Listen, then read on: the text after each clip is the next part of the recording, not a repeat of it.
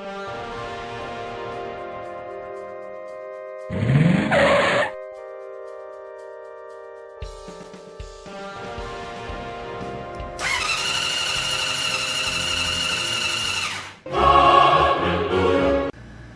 folks, you heard it here first.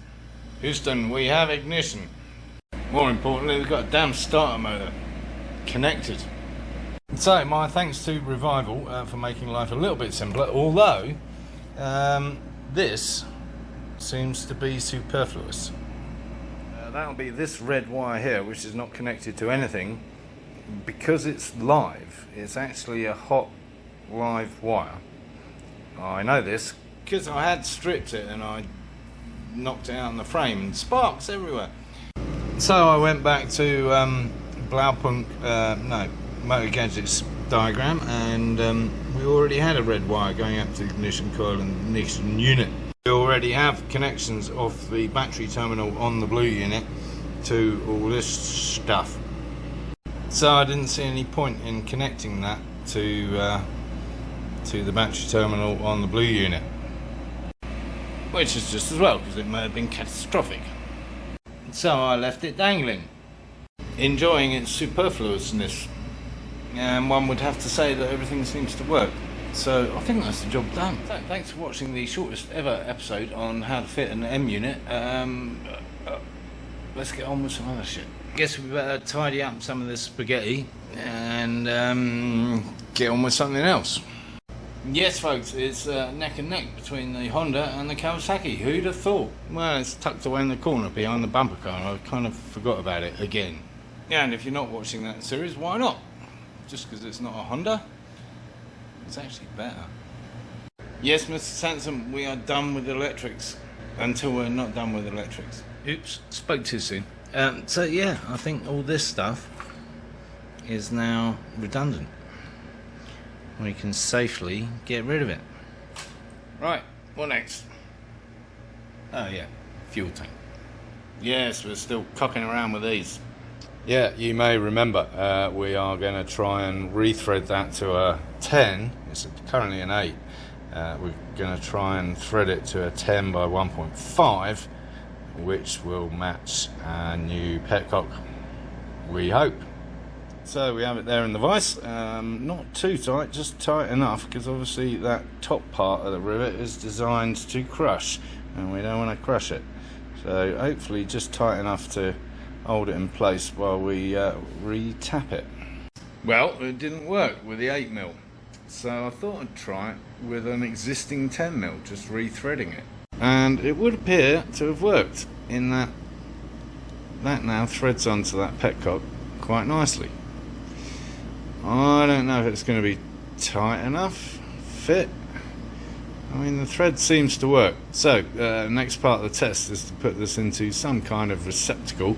I can pour some fluid in and then see if it holds water, as it were. No, this is far from riveting. It is quite boring. But thanks anyway for tuning in again, or for the first time. If you are a first timer, then please do subscribe, check out some of the other videos on the channel, and give the video the thumbs up. Apparently that's very important while you're here. Anyway, let's get on with it. I found the perfect test vehicle. Yeah, one of these trophy thing. Don't know what I won it for. It's got nothing written on it anymore. At this point I'm in two minds whether to go with the O-ring or not, because the O-ring on our little brake doofer, didn't work. When I tightened it up, that just basically disintegrated. So it was leaking with the O-ring. Tightened it up some more, that disintegrated. Looking at a copper washer now, maybe, because it's still leaking. We'll come back to that in a minute. So I don't know whether to go with the O-ring or not. I think I'm going to try it without. Yes, no rubber protection. So we've had to bring out the big guns for this, and I don't think I've ever used this before. Anyway, it's slightly different, more complicated to set up, and of course we should have rethreaded it after the event, not before. So we'll give it a go, see what happens. Well, of course it didn't work because you need to be able to screw the entire thread of the rivet tool through the rivet itself. Anyway, we got there in the end, so this is not re-threaded, but it is now in the bottom of the bowl. Let's go test it. I'm going to try some water.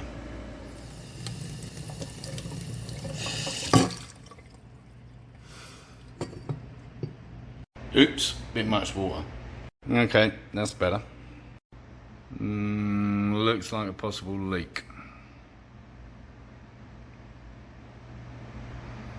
Not good if it was petrol. Ah, the twin cup. Yeah, so I think that's leaking. We shall see. I'm going to leave it there and see if it all ends up in this one and all over the shelf. Well, so far so good. No, definitely leaking. Bugger. Well, I have to confess it was a little bit optimistic. Didn't think it was going to work. I'm actually quite pleased with how it's coming along in terms of what it's going to look like. I've got to say, while this tank is proving to be somewhat of a pain in the arse, I rather like it. And for these reasons, it's a good choice. Even though it's a Yamaha tank, it fits the lines beautifully on this bike. If you can see now, there's that line down there, which follows the frame perfectly. There's that line down there, which follows the frame perfectly. All in all, rather splendid.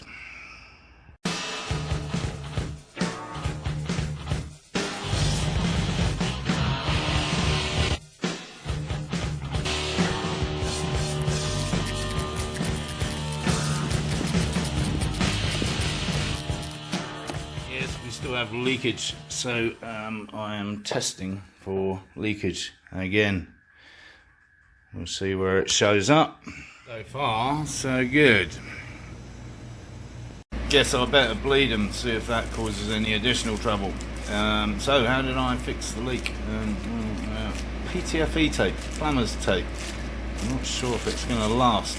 We shall see. So that just leaves our fuel tank, which is currently having its Petcock rearranged. Sounds painful. Then we should be able to try and fire it up. But I think we'll leave that until next time. So thanks as always for tuning in. If you haven't already, subscribe down here somewhere. Remember to give the video a thumbs up, very important, thank you. And of course, encourage others to watch my lunacy.